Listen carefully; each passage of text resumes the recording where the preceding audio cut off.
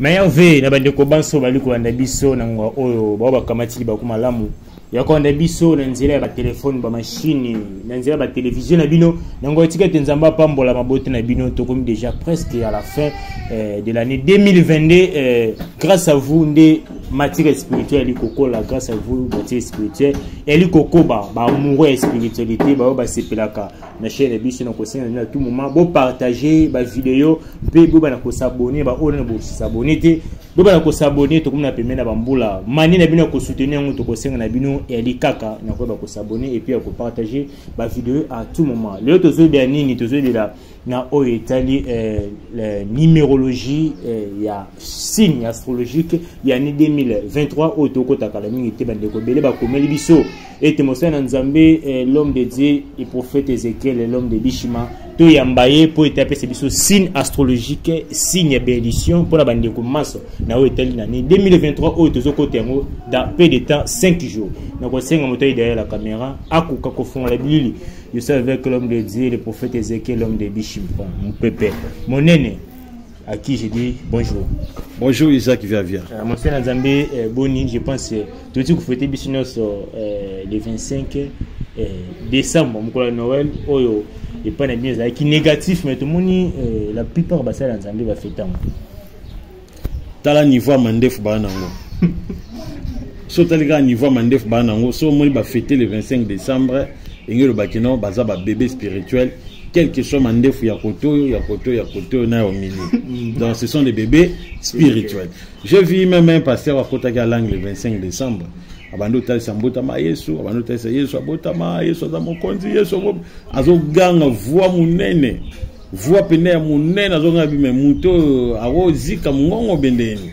Mais à la fin ici batuke Yesu abota ma le 25 décembre. Donc ezali oyo na lobara toujours la Bible dit mon peuple périt faute de connaissance. Et ça manque de connaissance, il y a bon Zambé. Le 25. Alors, surtout le 25 en haut, si remet mon colo, il y a tout le monde a une visitation surnaturelle et belé na bateau. Tu te dis comme on a noté.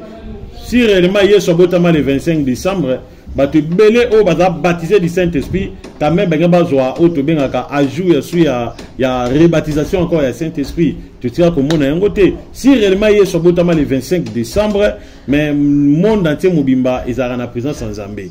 Or en contraire le 25 décembre ils allaient mon colo bilangwa, mikola bisangwa, donc mikolo yo d'ailleurs musicien moi na martyr oyo abeti concert. Donc tout le monde donc ils ont mon colo il est sabotamati donc ils ont biloko ya ba catholicisme ba on ba chabiso na erreur wana mais le gars nzamba tindi toujours l'esprit de li molimo ya elio isa molimo ya ko blâmer vers le mal yango moni toujours blâmer vers le mal donc c'est un peu ça. Nanda pe musena nzambe moko lokola Noël normalement il fait que ça jour moko batu belé batu nyonso fait na présence nzambe mais la plupart des chrétiens ba msusu ba sera na présence nzambe te mais nanda ki musena nzambe moko ali moko ba ndeko na biso ya ba catholique abiete et comment na Bible était mais quand même était qu'un être humain et c'est nous comprendre ndé Noël. Voilà nan. Pasteur moko je pense c'est boyebi ça la kaming ba je pense nani catholique alobi komama na Bible abi komama na Bible eza batu be ba tourner ba verset biblique ya makambo lenge ya Noël mais néanmoins selon le lenge muto komona na makambo sengeza la kabo aza philosophe baza bato catholique baza ba philosophe logo le komama na Bible te donc oyo bisabino pe rien du tout de spécial.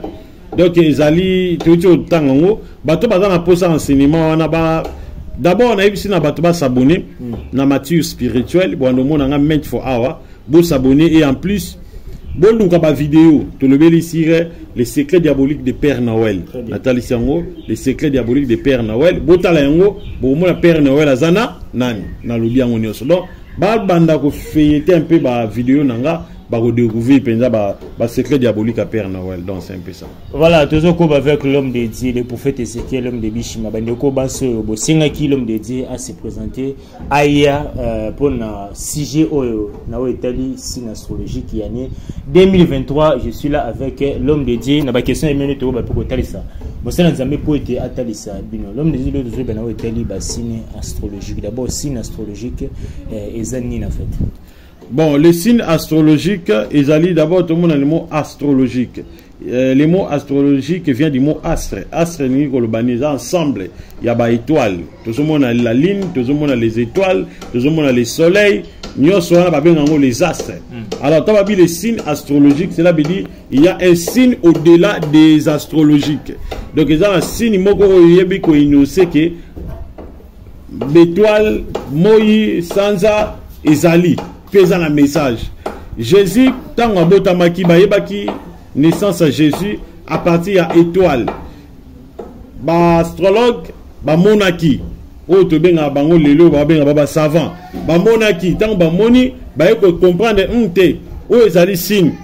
Signe oyo, elingi kolobake muto azobotama, naissance mo salama mikolo, naissance wana muto wana reine ezanga suka, azala l'éternel, azana pouvoir, azana marambe belé à spiritualité. Très bien.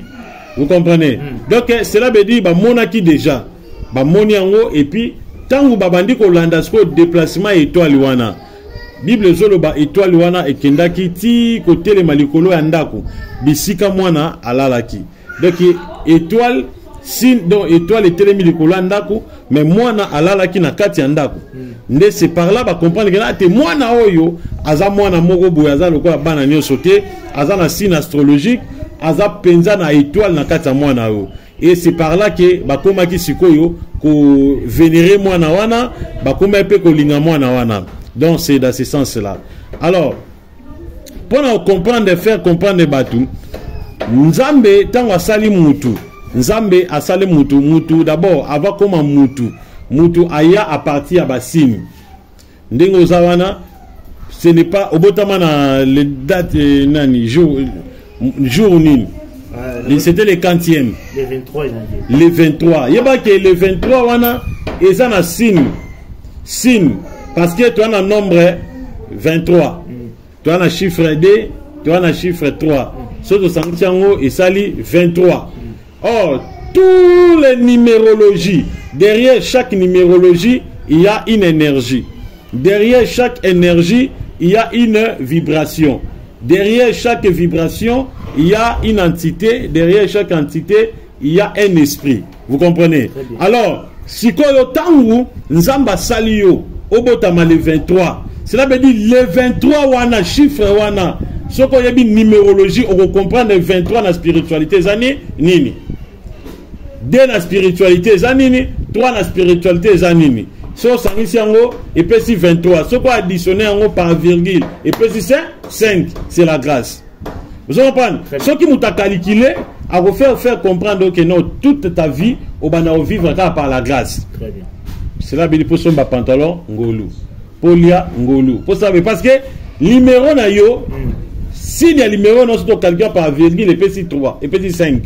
Alors, si tu as en haut, tu as les nombres, et puis si 23. Vous comprenez? Alors, numérologie na yo zabongo. Parce que nous qui pour Saloma B, à quoi date na yo, yango monaka, c'est des conseils na bateau yo bazaka tout le temps. Kotia na ba date de naissance na bango na ba Facebook atie yango a publier. Yeba que tant ko publier yango bata monde molili ba moni ba ko yiba yo pe étoile na yo. Ba ko pe ko yiba pe cachette spirituelle na yo. Kaka partir a kotia date de naissance na yo. Même ba occultiste belé ou bien ba féticheur ou bien mutu moko ake ko consulter nganga senga ka toujours pesanga date de naissance. Même ba prophète belé alinga bonde la pona mutu a oyebi sono pesanga na date de naissance. So pesika date de naissance na yo esili a contrôler cachette spirituelle na soit aura na yo a bebi si o vie na yo baby. Nous c'est ça la magana numérologie. Alors tant nzamba keli batu nzamba tchaba numéro na kata mutu abota magana numéro mutaza numéro avant de comment être visible tu ça d'abord ba esprit on est caché na numéro.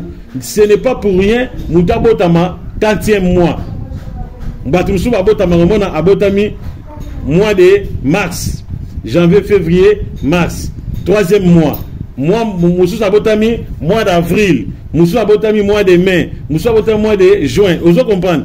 Et ça c'est la numérologie à Moutou. Alors, nakata ba numérologie, ndebisika destin à Moutou et à scellé.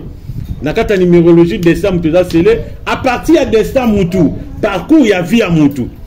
Je donne d'abord un exemple. Moutou moro boye abotami na mukili azomona passe azokemba makambo azosala ezosimba te vie na ye ezotourne kaka aron wana ezali vie ya mutu mais ce que po ayeba pourquoi je suis en train de souffrir il faut atala o babengaka numérologie na ye à partir de la numérologie ndako yeba non cette souffrance ezali due par eloko tel et salama na lignée na biso. Je donne d'abord exemple ya batu oyo babotama na ba famille moko boye ba famille de ba chef coutumier ba famille ba politicien papa chef coutumier be koko chef coutumier asala mabe yo botami yeba ke tango botami oyo futa mabe ya ba koko na yo so yo futa mabe ya ba koko na yo tokotala signe numérologie na yo à partir quand il y a le boko na yo et puis tokotala à partir de boko ya gauche yango monaki à l'ancien temps batu moko bayaka bando tala batu maboko babenga ngo les 10 heures de bonnes aventures. Alors ce katalo le boko a ebiso destin. Alors lelo il y a beaucoup de pasteurs de bébés, il y a beaucoup de prophètes de bébés ba commissaire ngo koma kindoki koma bosoloka ote so atali mutu na le boko c'est que pasteur na za mutabaki bakisi. Oh ce n'est pas ça. Vous comprenez? Ce n'est pas ça. Ndeko moko yaka lukanga tanga yino na mona nga makamteli pesa loboko na tel loboko na yebisi makambo za na vie na ye akepa mazani masana bien ate prophète anaza mutabakisi mais makambo na yebisi etanga kebu amoni yango abando lelo te papa na zonga ngabite ou tu m'as négligé parce que je t'avais donné des signes makambo ko ça yo négligé mon limo alors je m'en fous de toi qui ndenge luka solution na ndenge na yo. Vous comprenez? Donc c'est un peu ça. Alors mutu à l'époque bando tala mutu pourquoi bando tala mutu bayeba lignée na yo zanini tokei na bato yo babota maka na ba lettre X soki oza na kata loboko na yo otali na loboko na yo surtout à gauche tala loboko na gauche soki omoni lettre X cela veut dire ta vie ne sera vraiment pas facile. Donc ça veut dire tu vas passer des moments durs, tu vas passer des moments de souffrance, des moments de galère. Ya kokemba quoi. C'est par rapport à ta lettre X wana, ils ont symbolisé souffrance. Ils ont symbolisé limitation, ils ont symbolisé passé. Ils ont symbolisé malédiction à partir de la lettre X. Alors, si on a botami dans la lettre XM, ça veut dire qu'ils ont la chance mingi, mais ils appellent un blocage mingi. Chance c'est ça, blocage payé, ils allaient.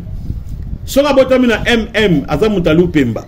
Donc, ça veut dire qu'il y a loupemba na loupemba. Alors, si on a un avancement, cela veut dire que tous les deux lettres ils ont activé. Il faut qu'on active les deux lettres. Parce que nous sommes et ça la maka, ils allaient suivi par un numéro. Alors, toké, je donne d'abord, tu vas comprendre le comment. Très bien. Moutabotami, je donne d'abord, tu vas botama en mois de décembre. Décembre, c'est quand 15e mois. 12e mois. Moutabotami en mois de décembre.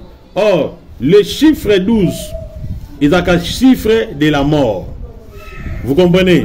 Il y a un moment, dans le mois de décembre, il fera trop. Pour les lots, ceux qui ont mort, au moins, il y a place, trop. Il y a beaucoup de corps. Les lots, ceux qui ont mort, au moins, même ceux qui ont un cimetière, il y a beaucoup de gens qui ont enterré. À l'époque, ils ont enterré samedi. Mais les lots, depuis décembre, il y en a dimanche. Cela veut dire qu'il y a beaucoup de enterrements. Ça veut dire beaucoup de matanga. Matanga est ébélé. Par rapport à moi. Mois de décembre, c'est le mois de la mort. Il y a un moment où diable. Il y a un adepte qui a sacrifice. Il y a un toujours dans le mois de décembre. Parce que chiffre 12, c'est le chiffre de la mort. Vous comprenez? Très bien. Alors, toké sikoyo na chiffre 3, mois de mars.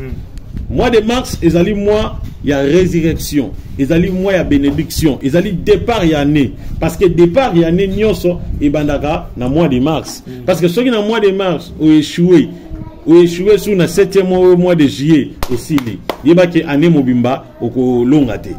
Vous comprenez? Alors, au moment que moi, premier mois, janvier, ils ont mois de départ. Il y a un moment à janvier, c'est difficile pour nous s'adapter à la vie. Au moment où moi, crise, ma maison simbaté, tout. Au bandit, on a bandit, on va passer, oui, parce que c'est le mois, c'est le numéro 1, mois de départ.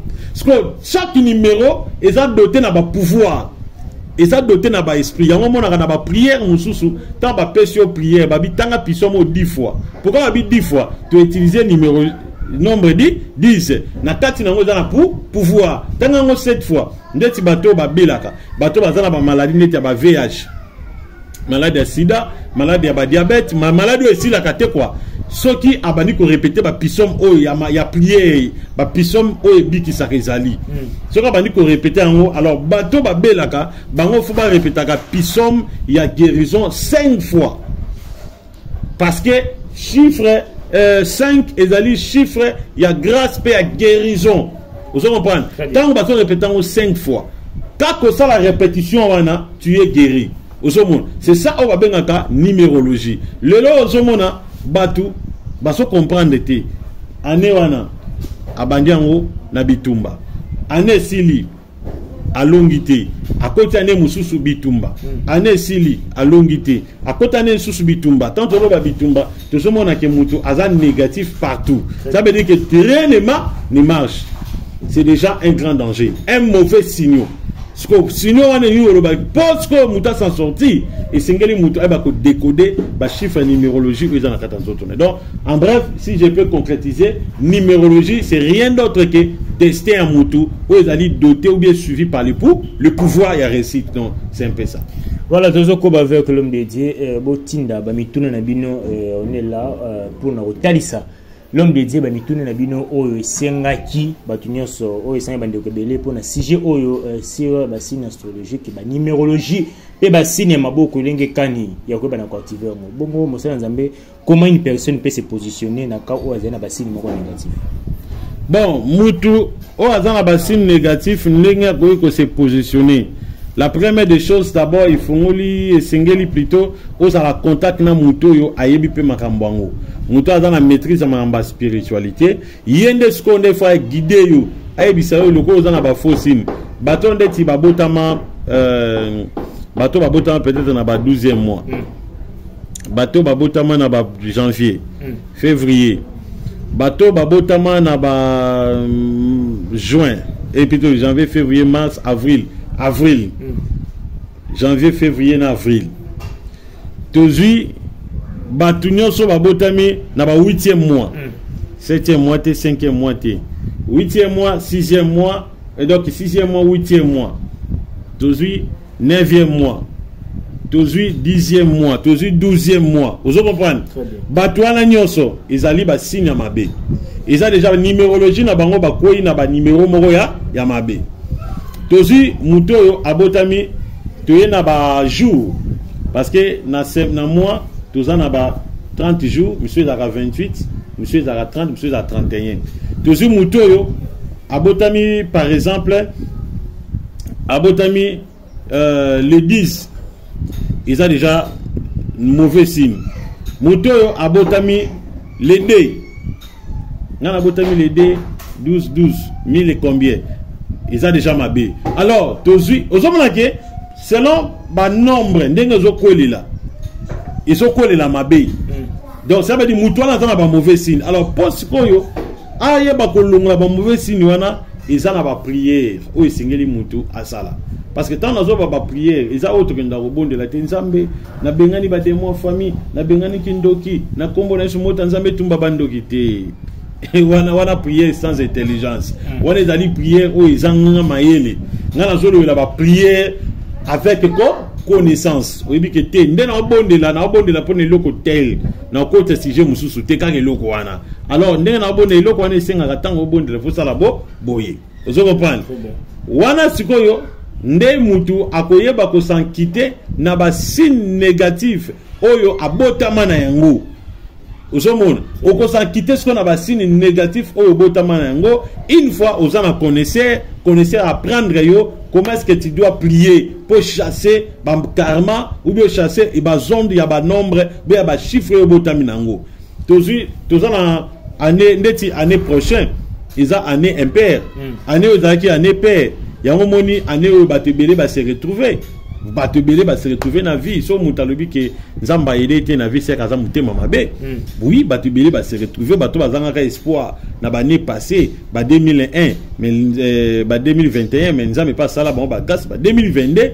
ba se retrouver pe vous comprendre mutu na mutu ayebi o nzamba saleli même temps to ya le 31 décembre mutu na mutu ya na témoignage na ye et ngo ba teka que fondi nzamba sel faut comme multimillionnaire non baliwa pesali ba maladi pa mbalaka te sali uzomona so que mutu na mutu ayebi alors tant sikoyo tokoti na 2022 zaki année moko ya père. Pourquoi année à père? Parce que 2022 et puis ça qui déjà année père et ça année moko bouye il y a équilibre. Alors année prochaine et vous allez perdre et ça perdre et ça année impair année à passer il y a moto ya lufelu sikoyo yebi sangai soki o yebi ndenge nini ya ko se protéger te tu vas souffrir. Yango moni année prochaine il vous a la somme bamisuba oyiba. Donc c'est un peu ça. Mosala Nzambe maman moko wote mokila pote babiete yazana lettre M asimbaka mbongo mingi mais tout moment mbongo elimwaka ezali esprit abi esprit ya servitude ou soit esprit ya blocage tenu. Muto azana lettre M mbongo yibaka mbongo eza blocage te ezali ba trop satanique. Cela veut dire bato bazana ba lettre M bazaka pena ba trop satanique na maboko parce que diable a dit que ceux qui batikeli mbongo na maboko batebele ba obika pour ba lettre M d'abord de l'air nature bakabaka trop basunga ka bato pe trop balinga ko aider bato kolongola bato na ba difficulté alors diable a kolinga te bato to ba lettre M bazaka bato mo baza le plus combattu les plus combattus de la vie et puis de la planète. Oui. Alors diable a ceux qui a la maîtrise c'est on a tant que sur la batu baye ba bunzambe baye ba connaissance c'est pour se faire défendre même temps muta sala ka sport ils a ka pas comme kuluna te ils allaient pouvoir se défendre devant obstacle au sali sport pour se défendre kutani na attaque mo boyebi ndenge obeta likofi c'est ça la connaissance quand tu as la connaissance ta propre connaissance oyebi que te makambo na omona makambo ebandi kokomelanga ou non non que simba qui c'était fona sala boye vous en la lettre M donc muto la lettre M vous remarquez déjà ba mbongo ezo kendaka yo cela veut dire que il faut ko protéger ko sécuriser lettre na yo lettre na na ba trou donc ba toboli on a monde molili mo mbongo umela et ça et puis la plupart ya bato ba dans ba lettre M ba mbongo umela répéter et qui yaka et kenda mais ba ça la paix Christ vraiment té à cause zanga na ye mais à cause de la Christ. Donc c'est un peu ça. Tu as dit déjà presque à la fin de notre émission. Si je n'ai pas mon coin de l'eau, bon l'homme dédié, oui qu'on flasher bandego bande biso, n'habite si c'est possible, si c'est déjà préparé pour la bandego bande biso signe il y a 2000 chiffres il y a 2023. Bon chiffre 2023, un jour qu'on travaille en 2023, à ange d'abord ange attirance penzate, azali Anjo alinga musala. Cela veut dire que tu vas travailler. Et deuxièmement, 2023 est année à récompense, année à achèvement. Pourquoi on a bien année à achèvement? Parce que numérologie, ils ont fait ça 7. Toujours 2023. Toujours 2023. C'est ça, non? Toujours 0, toujours D, toujours 0, toujours D, et puis toujours 3. Vous comprenez? Toujours D plus 0, D. D plus D, 4. 4 plus 3, et puis 6. Plutôt 7, hein? Donc c'est ça. Tobandeli. D, 0, D, 3. 2023, D plus 0, D. D plus D, 4. 4 plus 3, 7. Voilà. Et petit 7? Oui. Ok. Oh, chiffre 7, ils ont le chiffre d'achèvement. Nous avons le premier jour, le deuxième jour, le troisième jour, le quatrième jour, le cinquième, le sixième et le septième à PMI. Pourquoi PMI? Et c'est oh ya salaki et boutambuma.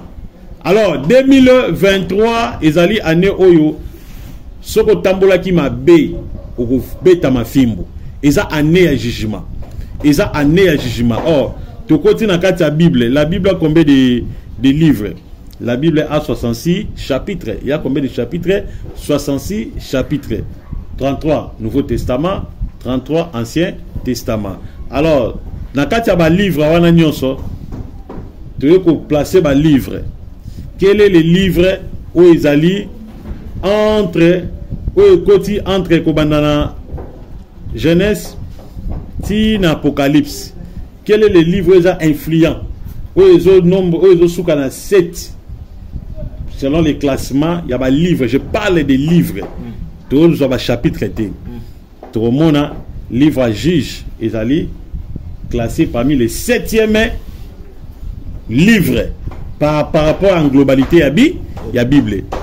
Toujours Genèse, première Exode, toujours Lévitique, toujours nombre, tout le Deutéronome, tout comme ça. 7e cantique, tout 7e livre, ils allaient juge.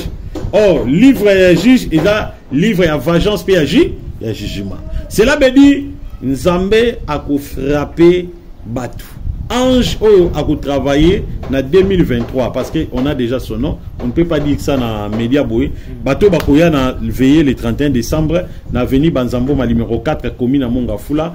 Tous a veillé mon nene. Tu dois prendre Batou. Pour ma msou na boy nanga koloba. Tu dois prendre Batou. Comment on peut s'harmoniser, comment on peut prier, comment on peut faire tout. Ça veut dire 2023, ils allaient année, il y a récompense, il y a repos. Ça veut dire moutou tout. Oh, ça la makamanza mutambola na buzoba fimbu. Mais bayalité vous travail, tu vois que en jugement mais bayalité bazali. Et puis pour dire aux gens que 2023 ils allaient année oyo en jour à travailler on a trop donc spécialisé dans le domaine il y a musique. Il y a trop vraiment musique donc ça veut dire bato bana domaine on a pena ba opela.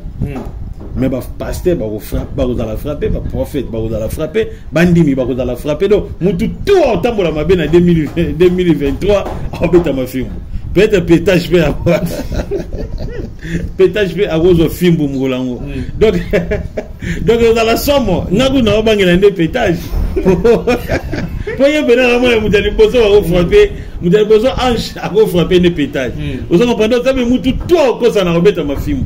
Mais la bombe m'a ça va réserver bateau ba koya na veiller nous allons parler to calculer na bi epesi chiffre nini 7 7 ezali achèvement récompense repos jugement vous comprenez ya mwana c'était ça et puis ezali année impair année perte année impair eza année moko boye ya ba combat vous comprenez donc tous là nous allons protéger biso donc bandeko bakoya na veiller vraiment ba ya ko savourer connaissance donc c'est un peu ça pour repos ba Christ mingi tongo ba repos et ça va pour na afandi et pour na ba goigoi quoi repos na sens nini repos na sens nini repos ya misala ya mabe ozo sala. Okay. Oui. Donc au tamboli na mabe nzambe place point après mission habité on peut continuer toujours repos allez zo malade mais mon aliwa ya on a des repos bon mutu tant mutu sida ngolo bani mtatamboli bundu manzama bon au baby si vina au peminga les joara sida on peut bon c'est difficile mon mutu sida banda via lo yenge pour mutu sida na vina raisonnera cercueil. Toute sa vie, il peut faire tout. Il raisonne que les cercueils. Donc, cela veut dire que répondez à Wana. Répondez à Misalama. Bé, oui, à Mala. Madame, bateau va tambola bien. Bah, vous avez récompensé. Bateau va tambola bé. Bah, vous avez fait. Film. Ils ont un jugement. Donc, 2023, ils ont un jugement. Parce qu'ils allaient influencer dans le chiffre 7. Bon calculé, bon monde. Voilà, l'homme de Dieu, votre dernier mot. Na bande ko nyonso bandi biso. Pe na bateau nyonso ba na ba difficulté. Na o ezali ba sina bango lokola KXM. Donc, les lettres nyonso ba nyonga na maboko. Alors, nous sommes en bande que 2023, avant que tu quota, nous avons posé Batuba Bengabiso, nous avons posé avant le quota le 31 décembre, nous avons posé 70 appels. Dans 70 appels, nous avons posé 70 personnes Babenga, nous avons posé une formule au Bokosala. Batoussous va bien, ndeni toko sala même pour na ba offrande de l'année, de fin de l'année pour na 2000 pour nzambe ndenge za remerciement. Ils ont vraiment assez clair, on ne peut pas dire ça, mais on va les parler. Non, c'est qu'on a bandé quoi, on a nyonso combat, combien tu peux donner pour na nzamba battre pendant 365 jours. Alors Bengabiso, numéro est à plus 243 97 76 24 404. Plus 243 97 76 24 404. Yami Baléza plus 243 81 61 96 772. Alors, total Sabatou, comment est-ce que vous allez faire pour être bon s'appelle offrande à la fin de l'année? Et deuxièmement, comment est-ce que vous allez faire ceux qui osent aller dans lettre X belle lettre M nino ko ça pour ça harmoniser pour na veona to tchanga direct ba tsuba yebate o ala pour ça prendre déjà connaissance au bandi ya ko benga 70 appels ka ya pamba nde to expliquer na bato donc c'est un peu ça. Voilà, tout comme déjà na souka émission lelo bato wonyo so bandi biso ba meilleur v na mabota e binyo so meilleur v l'homme en question moto asimba ka toujours bilili mon président Veroteri Tigete Nzambe a mon biso ko zeli ba meilleur v na mabota banso o ba yambi biso o ba ko ba toujours ko linga mosana biso bambaka biso tout moment bandeko nyonso o boko za difficulté ya koyeba basina bino ya maboko. L'homme de Dieu il est là pour nous consulter bo tindeli pe ko ba na ko tala basini no boyeni yango pe ko pesa bino orientation en fait que bo ba ko mona lumière na année ya sika 2023 pour na bandeko nyonso bandi biso Tigete Nzambe a mona bino et puis bo partager bo s'abonner pour être bo ba na ko soutenir notre chaîne, votre chaîne.